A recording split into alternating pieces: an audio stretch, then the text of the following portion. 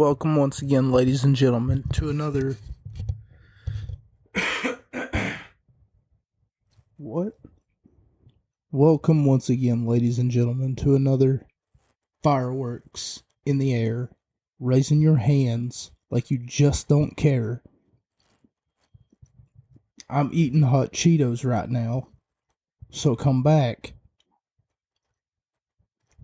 Meow. See, I write poetry on my free time sometimes, and that's just a little something I've been working on. Okay. Enough shtick. And then I was looking at this guy, right? And then I told him that if he wanted to get anywhere in life, that he's going to have to get out of his car and come and get his DoorDash order, because I'm not just going to keep it there, you know? Like, we were in the middle of the subway, and the train was going everywhere. And the next thing I knew, he wanted a mozzarella cheese, and I looked at him, and then I told him, "Sir, this is not a sandwich shop. This is a literal, like, train station, and it's going all over the place." I mean, it was going everywhere. Shit was sticking to the walls, and the next thing I knew, I had myself a lawsuit because somebody was tinkering with the electrical system in one of the train carts that we were riding on. We were riding on, or around, or in, for that matter. I'm sorry, what were we talking about again? Okay, now that's enough shtick. Hello everyone, my name is Mocha, and I will be your host here today. And I'm gonna level with you guys. I messed up. I didn't mess up like major big time. You know, I'm not like on the sex offense registry or anything like that. You know, I didn't mess up like that, you know. But in the grand scheme of things, I still messed up because I wanted to look at a certain... Oh my god. I wanted to look at a certain wrestling match, and I ended up looking at this piss poor pay-per-view that they call Slammiversary X1. So if you don't know what... I'm sorry, 1XIX. I forgot that before, whenever you put the letter before, you subtract. They called it Slammiversary 9 years in the making. They called it that several times. So it leads me to believe that it's Slammiversary 9. I'm not too good with Roman numerals. I know that X means 10. And everything after, like, if it said XX, then that would have meant 20. If it said X111, then that would have meant 13. But what I mean to say is that, I flew the coop on this one, and it was too late to go back. Whenever I started looking at it yesterday and realized that it was the wrong show, it was too late to go back. But what I did in my infinite wisdom was I started taking notes for this pay-per-view here, specifically yesterday. It only has one 5-star match, and don't worry, we'll get to that. And these are all subjective opinions on ratings, I guess you could say. I understand that, you know, my rating is not the final rating that this match gets, and that one wrestling match gets. And the wrestling in all seriousness was great. The storytelling was awful. So wrestling without storytelling is nothing. It's all over the place. But generally, you would have a good wrestling match with just terrible storytelling. And you'll see what I mean here in just a second. And I'll just bring it up again. Terrible storytelling. Okay? Just in general. There's only one, like, shining gem of a wrestling match with halfway decent, if not better than halfway decent storytelling, because it almost feels personal. It almost feels like they were going for that they were striving for things that almost made it feel like it was in your face and it was personal, and they were like, hey, we're gonna adjust this to the next level. Bully Ray has the best New York accent that I've ever heard in my entire life. Like, do you understand who I am? I'm the guy who put this place on the map. Like that, you know, like he's not acting like he's Italian, but he's got this Brooklyn accent. And he not only acts it, but he also portrays like this Brooklyn badass. I guess we'll get there whenever we get there, and we'll talk about it whenever we talk about it. Impact Wrestling, once again, just making little to no sense as their opening contest begins. We're looking at Slammiversary 9, if I didn't already say that, from the year 2011.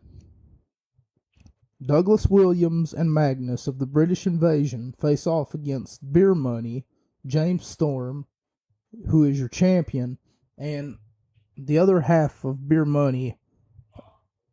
Had that been the case, I wouldn't have booked this match at all. I wouldn't have stripped Beer Money of their championships. I would have just had them not compete at the pay-per-view, because we ran into our first problem here. James Storm, his tag team partner, could not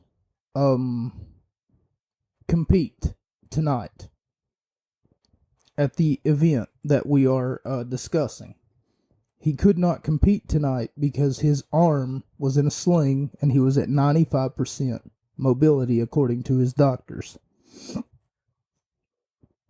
Like I said, had it been me, I would have said, okay, well then I'm not going to have James Storm, half the tag team champions, being defend his titles against Alex Shelley. This was poor storytelling, and I'll get to that here in just a second. Alex Shelley took the place of Bobby Roode, because Robert Roode gave him his blessing. So basically, Robert Roode gave Alex Shelley his blessing to take his place in his match tonight. Because tag team wrestling, like, it wouldn't have been fair for James Storm to be out there defending the tag team titles versus Magnus and Douglas Williams, because that would have turned it into a handicap match situation, and the handicap match honestly isn't fun to watch at all, regardless of whether it's a 2-on-3 handicap match or whether or not it's a 1-on-3 handicap match. The point is, handicap matches are not fun to watch. I've tried watching them before, and they're just like, oh my god, if only he had a partner to tag.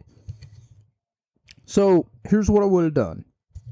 I wouldn't have scrapped this entire match, but I would have taken the British Invasion, and I would have said, okay, boys, it looks like Robert Roode can't compete tonight, so what we're going to do is we're going to go ahead and take the Motor City Machine Guns, seeing as though that Alex Shelley was a part of this event.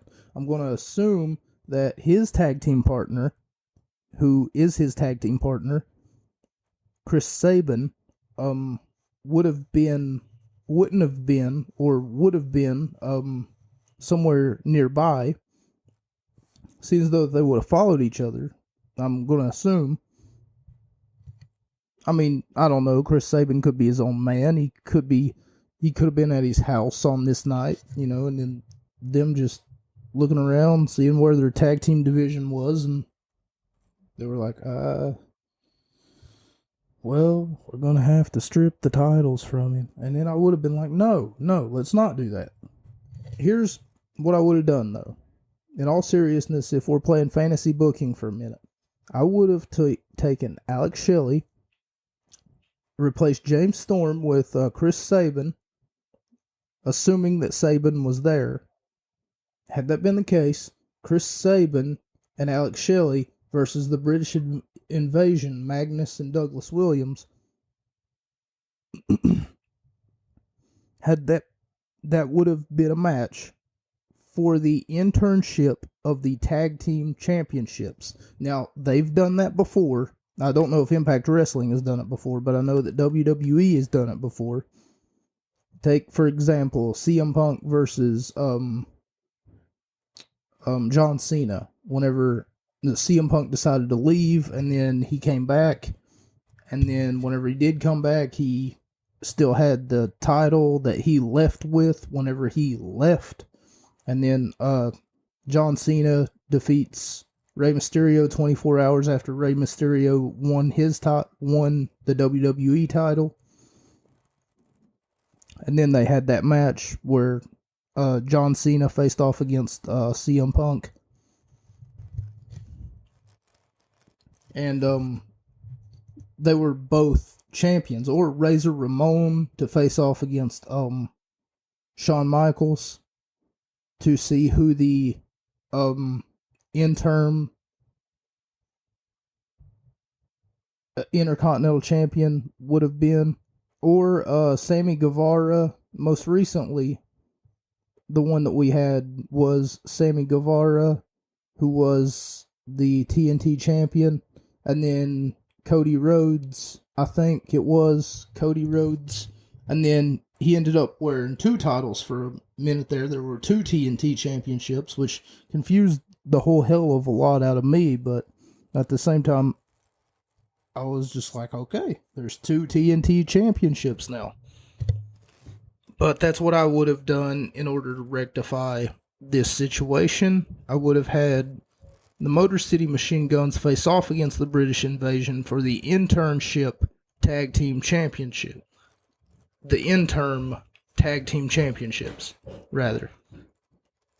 Robert Roode being hurt, I wouldn't have had beer money anywhere near tag team title shots. Scott Steiner faced off against Matt Morgan, and I gave it 2 out of 5 stars. And I gave the tag team match 3 out of 5 stars. Once again, these ratings aren't really indicative of something that I'm not really a high priority whenever it comes to how do I say this? I'm a wrestling critic. I get it, Everybody has to be a critic. So, whenever I give it a rating, I try not to be so critical. And on top of that, it's, I'm kind of a nobody, Right now. In the grand scheme of things, though.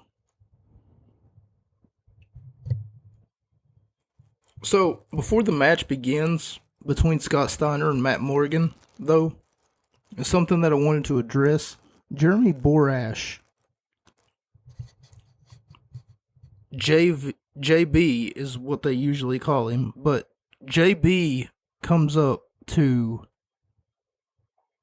Scott Steiner, and out of seemingly nowhere, he sounds so calm, cool, and collected when he says he is the big bad booty daddy.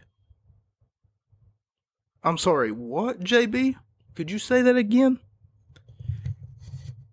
Because I'm a little bit certain that I didn't hear you correctly.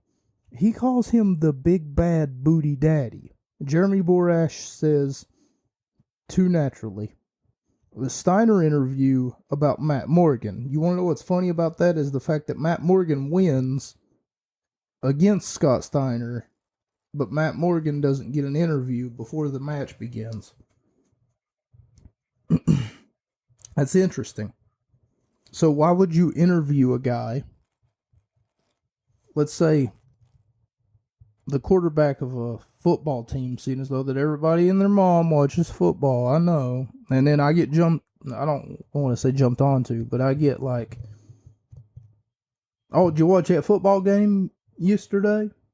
And then whenever I say, no, I don't watch football, then they're like, oh, okay, what's your sport? You like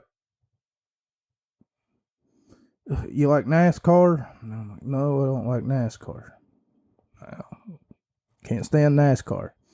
And they're like, oh, okay. Well, you watch basketball? And then, no, I don't watch basketball. And they just keep dancing around. Do you watch hockey?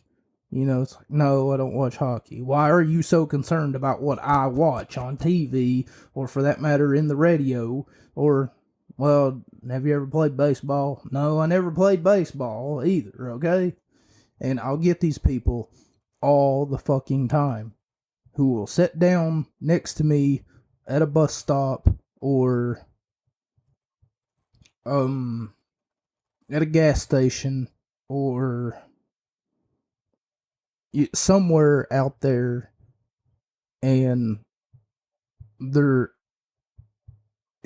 you can pick them out of a crowd almost. They're missing their jawline. They do this thing where they breathe heavy all the time. I don't know where this is coming from. Don't worry. I'm just as confused as you, huh? I thought that we were talking about Scott Steiner versus Matt Morgan. But anyway, I don't know how to shut them up, other than the immediate silence whenever I tell them. Whenever they ask, and then they stop guessing, poking around with their questions. What do you watch? What do you play? Wrestling. And then usually all I get is a, huh. And then they either move away, walk away, go to the bathroom. The point is that they don't want any part of that conversation. Maybe they're not intellectual enough to understand. Also, here I have a note that says that I'm to bring up a top 10 list. So, before we get any further into the action about Matt Morgan getting no interview, the match was nice. The wrestling was beautiful. Here's the thing. On this match in particular, and on almost every other match, and this match especially, it's like they would do one wrestling move and then pin. 1, 2, kick out. And then pick him up, slam him, pin. 1, 2, kick out. And then pick him up, slam him, 1, 2, kick out. And then I'm sitting there watching this, right? And I'm thinking to myself, where's a pair of scissors so that I can gouge my fucking eyes out? I'm a huge fan of professional wrestling if it's done right. But you don't hit a move on a guy and then go to pin him. 1, 2, kick out. And then you hit a move on a guy, and then you go to pin him, and then kick out. And then you pick him up again. Where's the reversals, is what I'm asking. Where's the drama? Where's the Irish whip clothesline? He's distracted. The referee was down. Brass knucks come out, spits poison in his eyes. He gets out the steel chair. He's... I can dance with some wrestling high octane action and drama. And yes, I'm going to get to that top 10 list that I just mentioned. I had to look up what the word underrated meant, and apparently it means undervalued or underappreciated. I'm going to try to make this not only as smooth as a transition as possible, but also I'm going to try to make this like fast, but it's probably not going to be too fast. Whatculture.com wrestling, and they also have a gaming channel, so don't worry, they're not just wrestling. So maybe they want to stick to video games, because it seems to me that professional wrestling is not their forte, even though they've been making professional wrestling videos for quite some time. And for that matter, they probably have a website, and I kind of don't, but that's okay. I don't even know if they have, a podcast. I'm kind of the first person to do this, because Kevin Owens doesn't have a podcast. That's interesting.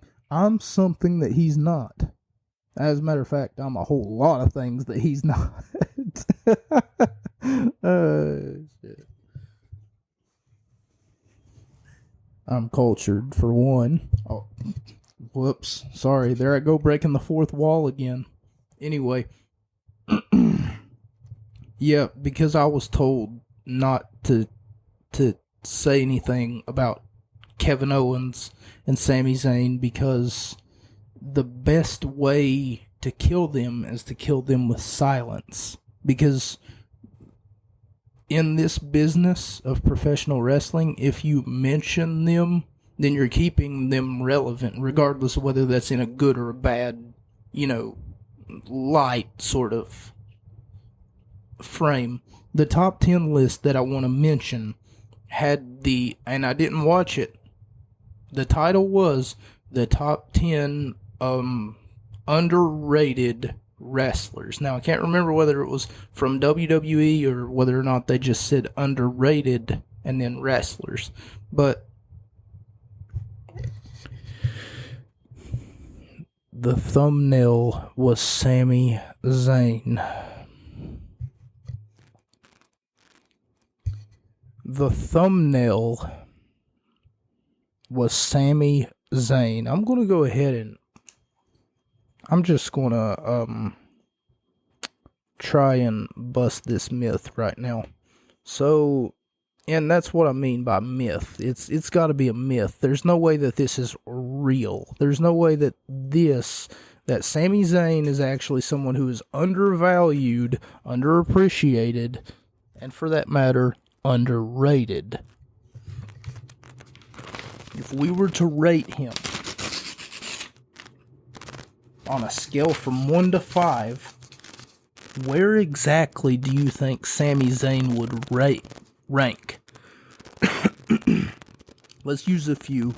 We're going to do this live and together. I'm going to write down his name. Try and make this as quick as possible. I should have probably done this before I started, but it's okay. It's not important. It's supposed to be about something else today, but it's fine. Sami Zayn, let's say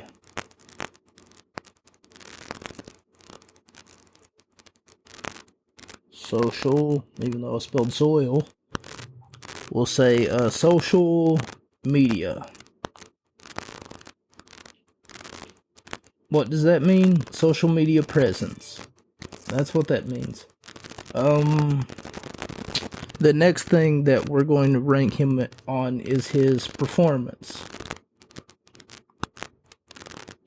And no, I'm not vaguely suggesting his performance in the bedroom. Because I'm sure if you was to ask his wife who performed better in the bedroom, allow me to say that again. I'm sure if you were to ask his wife, Sami Zayn's wife, oh yeah, that's right, he's not married. But let's say that he gets married to a beautiful woman. Don't ask me how he did it. But anyway, hypothetical situation, he gets married to Miss USA 2021. I don't know who that is, but I'm apparently going to Google her after this. Miss USA 2021 beauty pageant winner, and he gets married to her. Yeah, fat chance. And what ends up happening afterwards is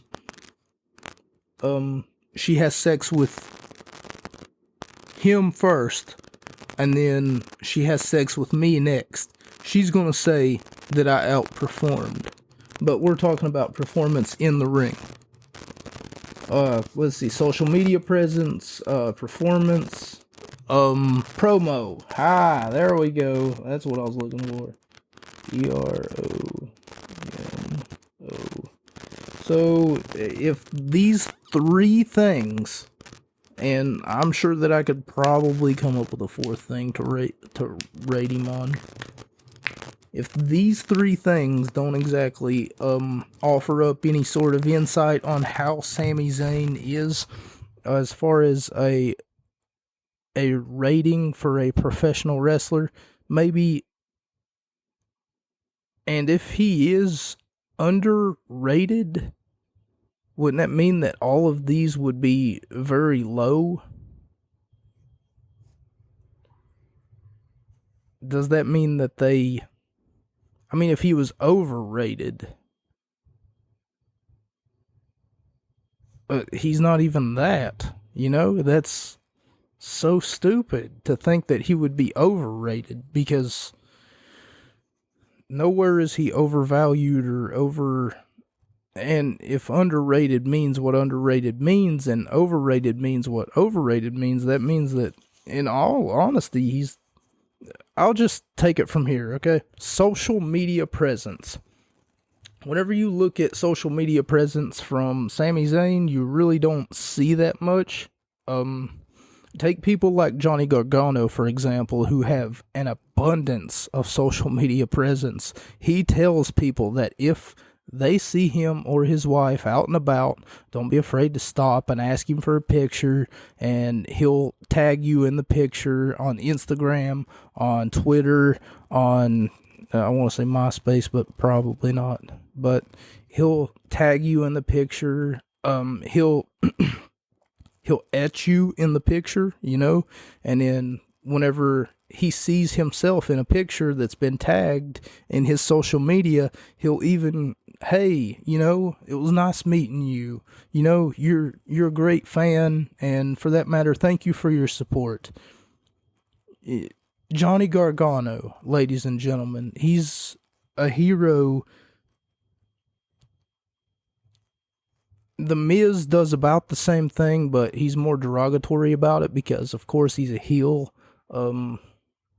So, whenever you're playing the bad guy, you don't want to come off as a good guy on TV or anything or not on TV, I'm sorry, on social media posts and stuff of that nature. And, the Miz does it to charity children, too. So, he may come off as a bad guy, but in reality, he's a social media juggernaut. Whenever I compare Sami Zayn to people like that, though, the social media juggernauts like Johnny Gargano and The Miz, he falls a little bit short.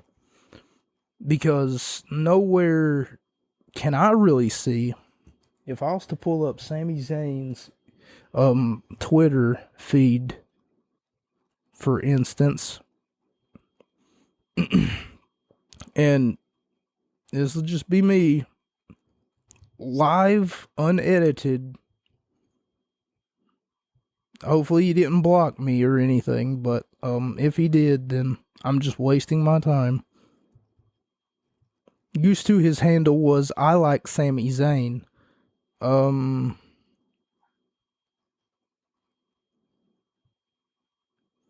And he's not showing up. I don't know how to spell, really, his actual name. Is it, like, I'm seeing Sami Callihan, which should show up Sami Zayn, too. So I'm spelling Samiza. Okay, so a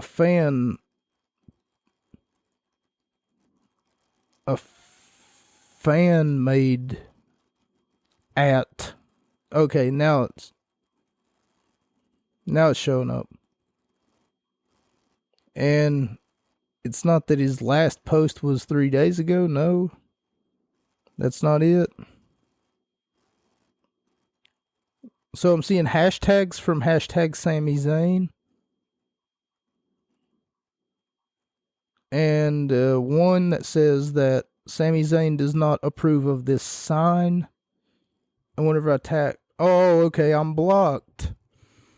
That's why he wasn't showing up. That's why he wasn't showing up. Whenever I went to type in his name, I was blocked by Sami Zayn. Well, isn't that just a wonderful development? So I wouldn't even know if he was, but throughout my searching through Sami Zayn this, I'm seeing stuff that Sami Zayn is tagged in, but I'm not necessarily seeing Sami Zayn. Or, I'm seeing him being tagged in stuff, but I'm not seeing any posts from the man in question. Not even as a... They would let you see if someone, like, was talking to them. If someone was talking to them, it would show the person who had been talking to them, for instance. And then afterwards, it would show the person, and then it would ask you if you have their, this person has blocked you. Are you sure that you want to, see their posts? Or this person has blocked you. Have you tap here to see results? Something like that is what I'm trying to say, and I'm not sure how to get it across. So it's to my knowledge that Sami Zayn's social media presence would be a 1 out of 5. Performance. He does the same fucking 4 moves every time that he's in the ring. He has no move adjustment whatsoever. He doesn't do anything new, anything fresh, anything fun. He's not exciting, exhilarating, fun to watch. He doesn't exactly present with any attitude, which we're going to look at a match here in a minute that does present you with a lot of attitude, a lot of exhilaration, a lot of fun, spills all over the place. I'm going to give him the lowest rating that I can, 1 out of 5. And promos. His promo skills, if you've never heard Sami Zayn talk, he has about as much charisma as Mickey Mouse.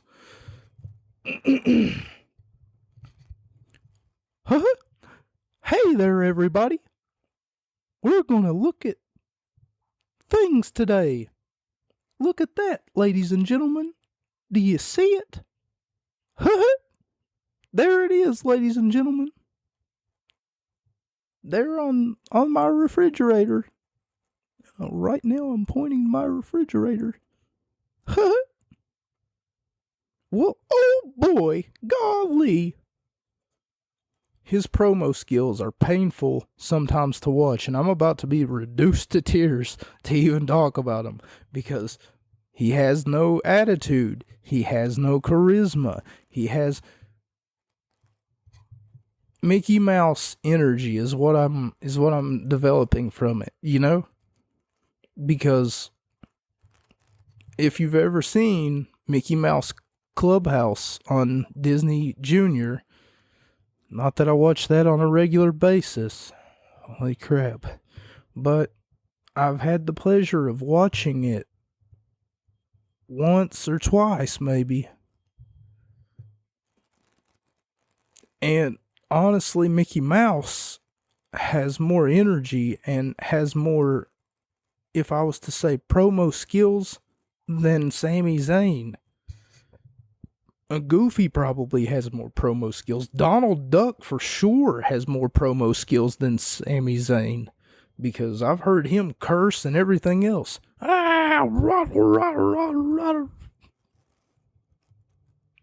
know if you've ever watched a show named Chowder.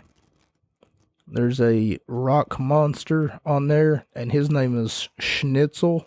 I don't know who voices Schnitzel, but Schnitzel has better promo skills, even though I can't understand a fucking word that Schnitzel is saying.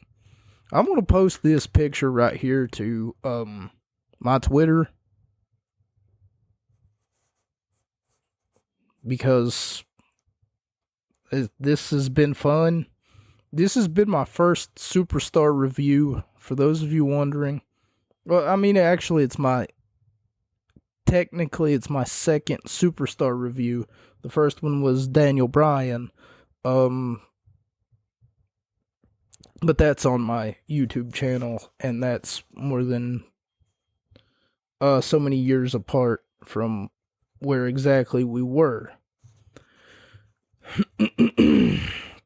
However, now we're in a new frame of mind. So JB then interviews Jeff Jarrett. Do apologize that we're flipping all over the place here, ladies and gentlemen. It's just a top 10 list that happened to have Sami Zayn as its titular. Another thing that got me was the fact that there were people online too who were like saying something along the lines of name your favorite wrestler who's never been world champion. And a lot of people were saying Sami Zayn. And then I was like, why? This man, what does he have? What does he flaunt in front of you that you're all hypnotized by his I'm going to put this in air quotes, charm? Because he has no charm.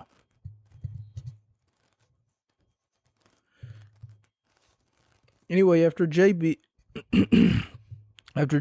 interviews Jeff Jarrett about the main event, which really wasn't all that exciting. Don't worry, we'll get to that. The X Division does not matter. That's what your next contest is for the X Division Championship, where Eric Bischoff says that the X Division does not matter, and Abyss is in the X Division is another thing that I had to say about, because Abyss does not match the stature of an X Division competitor.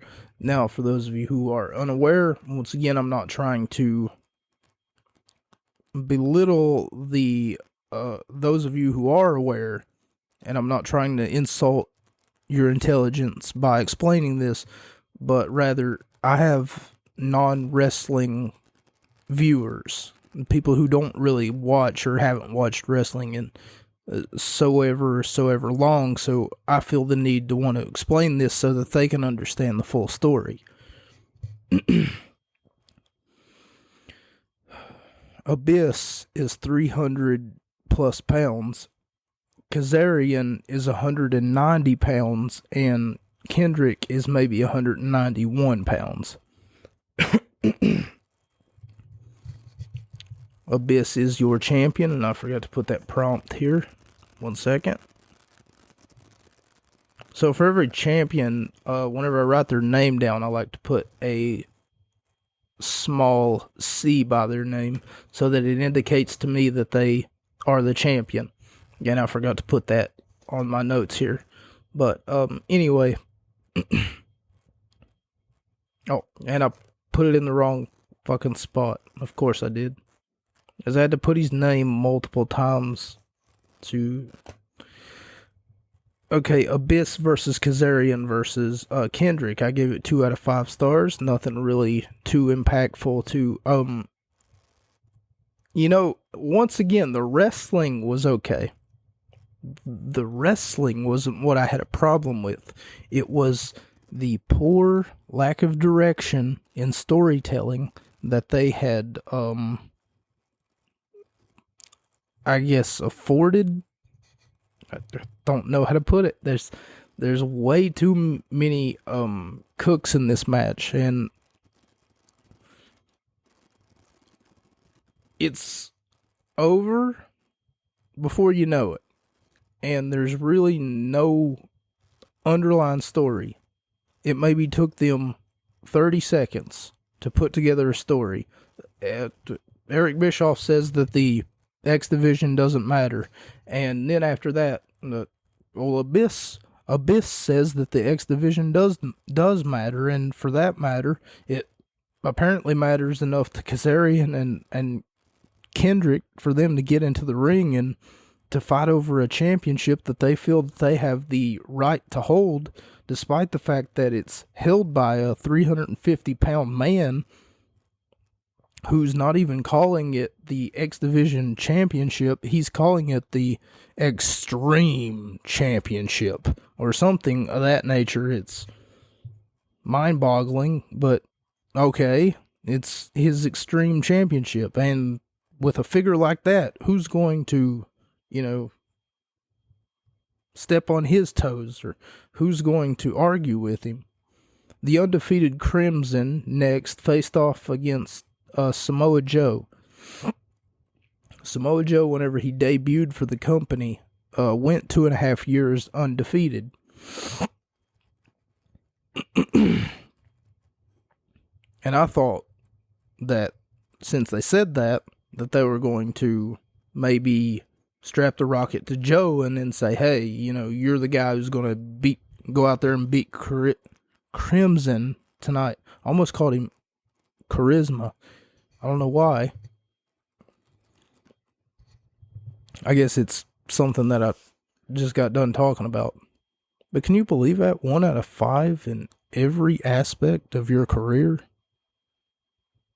Now, earlier, I do realize I'm rewinding my own head here, and earlier in this broadcast, I said that my ratings shouldn't really matter, and then I said because I'm a nobody, and I didn't realize that I just said that,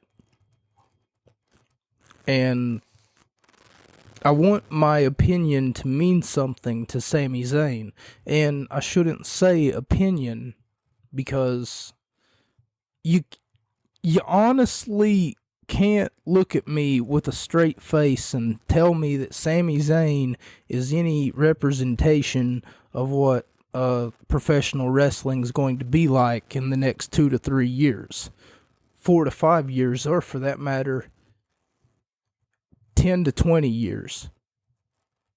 Because whenever 10 to 20 years from now, whenever I'm not here, which I probably won't be, just being realistic, whenever they look back at Sami Zayn, they should remember him as a clown. Like, I don't understand this. Another thing that I don't understand is a few weeks back I was looking at a Cody Rhodes match, and I was praising Cody and Dustin Rhodes both because they made it far, far further than their father ever did. Their father dressed up in polka dots, and he would do the hand job, and he would do magic fingers. Ooh, look at me, I'm making biscuits. I don't get it. He would dress up in polka dots, and he would do some sort of hand job, and people would cheer him whenever he was facing off against Ricky the Dragon Steamboat, or Ric Flair, Harley Race, Freddie Blassie. You don't...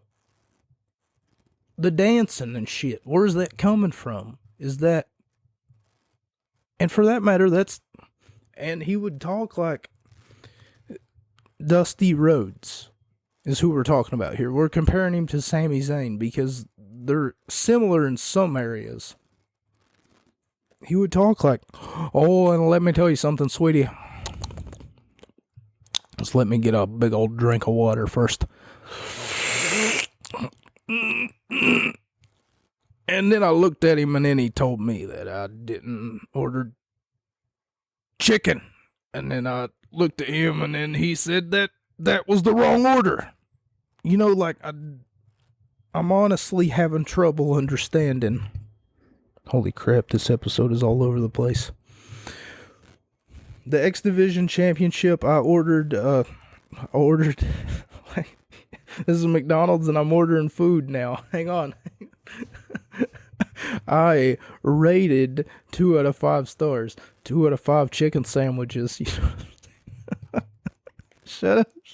Samoa Joe versus Crimson. I gave it 2.5 out of 5 stars. This whole thing has got me somewhere else. Okay, Mickie James versus Angelina Love. They start off with a interview backstage. I'm going to try to stay on track. On track. They start off with an interview backstage with JB and JB is interviewing Winter, and Winter has this I guess mystique about her, and that's what they're talking about. And the commentary is about how Winter can hypnotize anyone, and I'm sure that won't come into play later. The match itself was okay. Like, it wasn't anything terrible or horrible, you know. But it was the wrestling that was pretty good. The only thing that I would say kind of the constant interference of Winter. Okay, Winter needed to stay out of this match in order to get it to go anywhere. I had a hard time giving this one a rating, but I settled with 3 out of 5 stars. Just based on the performance of both Angelina Love and Mickie James. It was for the Knockout Women's Championship. Was for the Knockouts Championship, which is their equivalent to a woman's championship, because they don't call their women divas like the WWE did at this time, and they don't call their women either. They call them knockouts. Hey, if you mess with her, she will knock you out. You better watch out. They even call it the Knockouts division. Now we come to the most arguably best match of the night. But it was the one match where not only did you see blood, which, I mean, blood wouldn't have elevated any one of these other matches, and it probably wouldn't have given me a right to give them more stars or anything like that. But I'm letting you know that this one's unique in the way that you've seen someone bleeding.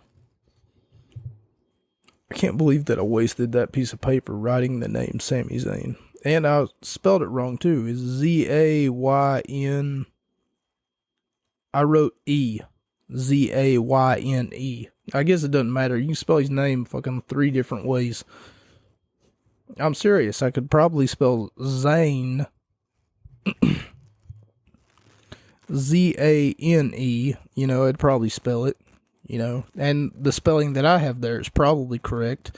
And I mean, if you drop the E, then there you go. I just spelled it 3 different ways.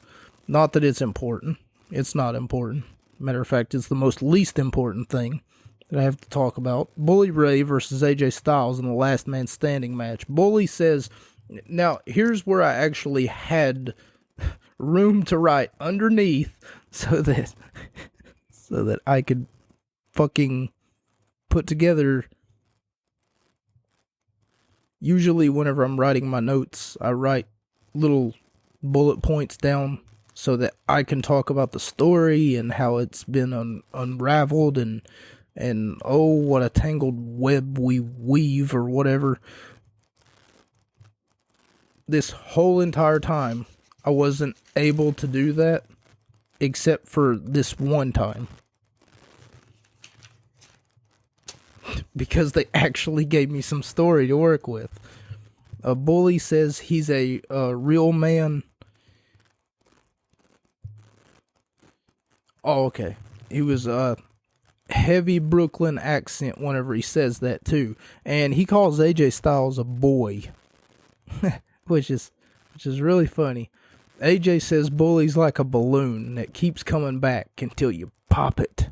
So this is where you get to know AJ Styles is really green, because I don't know about you guys, but I've never, whenever I've blown up a balloon, and then I've tied a, let's say a string around it, and then I've let it go, it never really follows me around until I pop it, you know? But that's the way that AJ makes it sound. Like, oh, these damn balloons, they're all so fucking annoying. You know, he made it sound like there was a tracking device or a magnet on his head that was attracting Bully Ray as a balloon.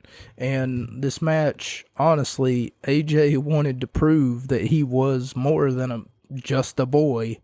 He was a man. Whenever he got into the ring and Bully Ray started lighting his chest up like a Christmas tree, he started looking at him and telling him that he's not enough, and that, what, you think that you actually hurt me? Well, you didn't. He said, I want it again. And then Bully Ray would just chop his chest, and AJ had welts, bruises, and knots on his chest, and he kept telling Bully Ray that wasn't enough. That's not good enough. And he was bleeding, like, out of his chest, but he didn't care. And, it might be surprising to hear this, but, I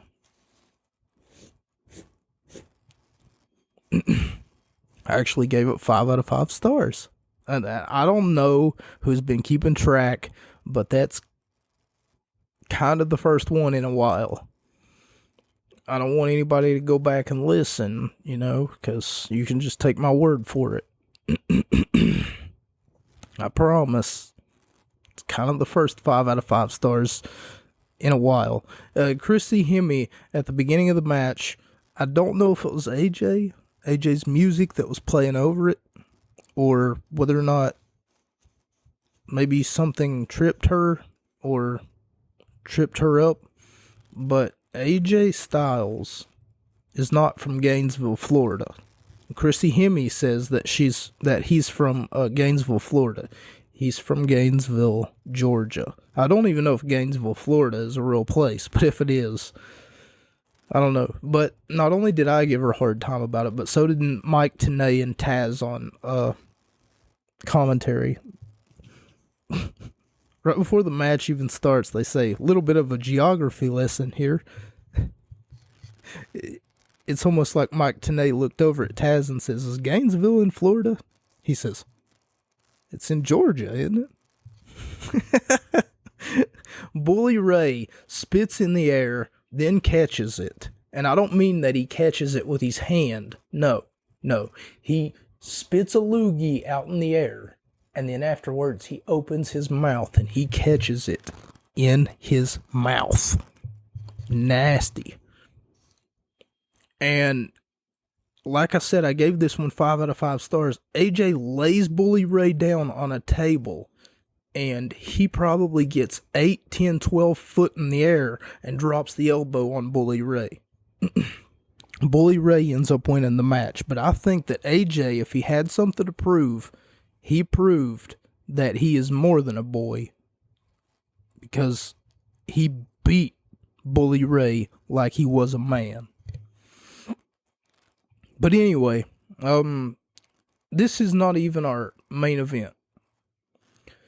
The World Heavyweight Championship is Mr. Anderson versus Sting. Now, the whole story here, the whole crutch, was that Mr. Anderson had come out weeks and weeks and weeks for weeks, and he would dress up as the Stinger and be very disrespectful, And Mike Tenay on commentary even points out that apparently it's the most sincerest form of flattery is imitation. I'm so confused because I'm like, yeah, but he's doing it in a mocking manner, just because you intimidate, holy crap, just because you impersonate someone doesn't exactly mean that, that's, I mean, I can't see it, but I can see the old saying maybe, but before this match even begins, and it's not even a wrestling match for the first half of it, it's just a brawl. It's a brawl for all. And once the bell rings, once the two competitors get into the ring, honestly, it should have ended via double countout, but the referee was having all the leeway because he didn't start counting at all because of plot reasons, I guess. Because it wouldn't make sense to double count out. And in the event of a double count out, Sting would have won because, believe it or not, you can't win a title. The only way that you can win championships in professional wrestling is to have a definitive winner. If there is any doubt whatsoever under disqualification, that's what they call the champion's advantage. So, if there was a double disqualification or a double count out in one regard or another, there would be a no contest or a tie, then the champion would keep their title. But in this case, Mr. Anderson would go on to win. And he would win in a dirty fashion of some sort. So here's what would happen. Eric Bischoff would come down to the ring, and this was a little bit confusing. Eric Bischoff would come down to the ring. The referee would count, and then he brought his hand down for one. Bischoff, however, slid his hand over, and he made a... I don't know if you can hear that or not. Hang on, let me try that again. He made a noise which signified to Sting, the person who was pinning Mr. Anderson, no, that's not Mr. Anderson from the name of that movie eludes me, and I don't know why. It's got Keanu Reeves in it. The Matrix. Right. I'm sure you all were thinking of it. Not Mr. Anderson from The Matrix. We're not talking about the red pill or the blue pill here. But what we are talking about is the fact that Eric Bischoff ends up making his way down to ringside and doing, on the second count of the referee, and then the referee brings his hand down for a second time. The referee has brought his hand down only twice. And on top of that, the referee told Eric not to do that again. Sting stands up and acts as though that he had won the match because he heard this 3 times. He, however, did not hear that 3 times from the referee. He heard the second thump coming from Eric Bischoff, who interrupted the referee's count. And he heard the other 2 thumps as the referee trying to resume his count. It makes more sense, but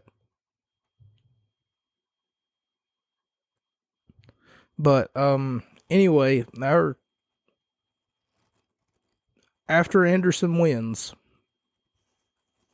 that's all. I just gave it 2 out of 5 stars because I felt like, once again, it's poor storytelling. I don't know how we got from I'm gonna impersonate you to, hey, why don't you give me a shot at your title?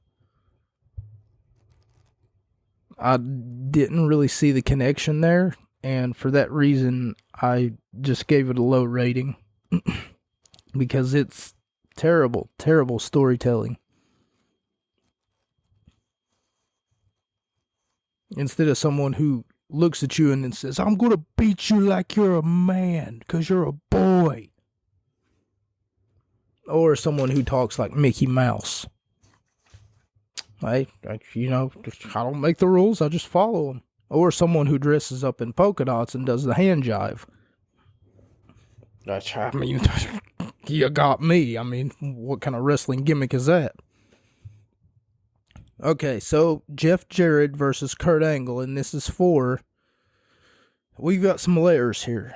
Okay, this is for Kurt Angle's gold medals, which they've done that trope before. If I remember correctly, Eugene had a beat the clock challenge where if he was to at least last 5 minutes with Kurt Angle, and Kurt Angle kept doing this like over the course of like 3 or 4 weeks, but that was back in 2006. Right now, this timeline, we're in 2011. But anyway, Kurt Angle kept doing this whole tired stick too, where if you can beat him or you can at least last 5 minutes, you can have his Olympic gold medals. And one time, Eugene, who portrayed a Down syndrome wrestling fan of some sort, or a special needs wrestling fan, rather, Eugene actually lasted 5 minutes against Kurt Angle and stole his Olympic gold medals. I wouldn't say stole, but rather won, because he did obtain victory over Kurt Angle, meeting the requirements of lasting the 5 minutes. But that was in 2006 or 2005.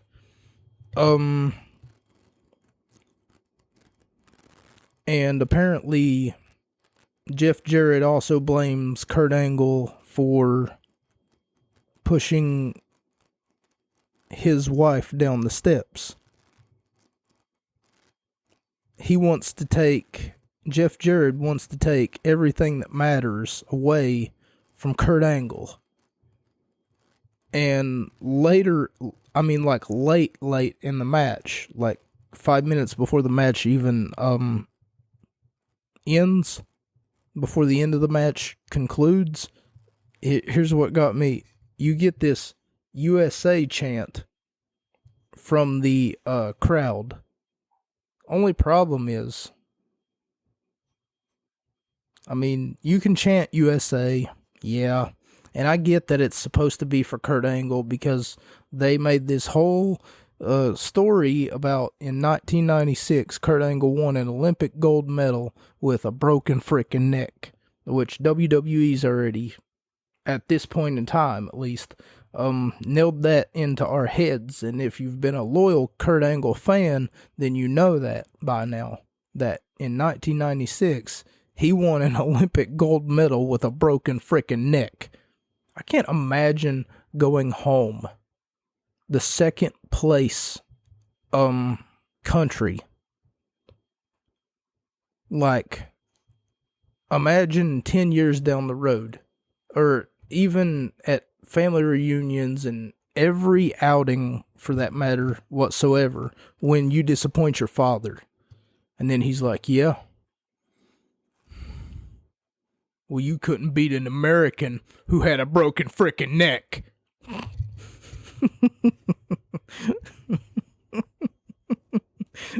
It was 10 years ago, Dad. You never let it go. But anyway, this right here was poor storytelling. I think that I've told a better story than they can, But this right here was just poor storytelling. And like I said, I get that they were chanting USA, but Jared is from Hendersonville, Tennessee, And Angle obviously is from Pittsburgh, Pennsylvania. We all already knew that.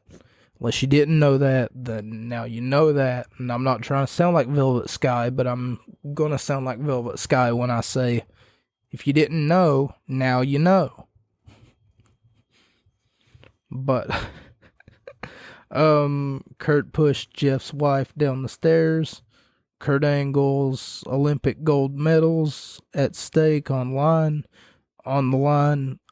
It was honestly a great wrestling match, but it was poor, say it with me, poor storytelling. Am I right? There was no story here. It's almost like they jumbled it together last minute, and no matter how many times they went back to the drawing board and tried to come up with a better rivalry to try to make it personal between Jared and Angle, they were like, hey, I got an idea. Here's how we make it really personal. We put your gold medals on the line, and you push my wife down the steps, and we pretend like it was an accident. What? In what universe? In what universe does that even make 5% a lick of sense? Because it sounds like it was rushed. It sounds like just terrible, terrible storybook. It sounds like terrible storybook writing.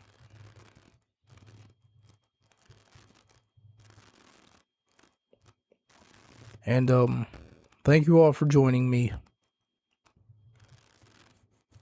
Thank you all for joining me this week. I would close this out the right way, but I'm can literally hear my cat fighting another cat outside. And I'm not really sure what the issue is, but there are strays on my street. And thank you all so much for joining me. And I gotta kind of go, and if you feel like donating, then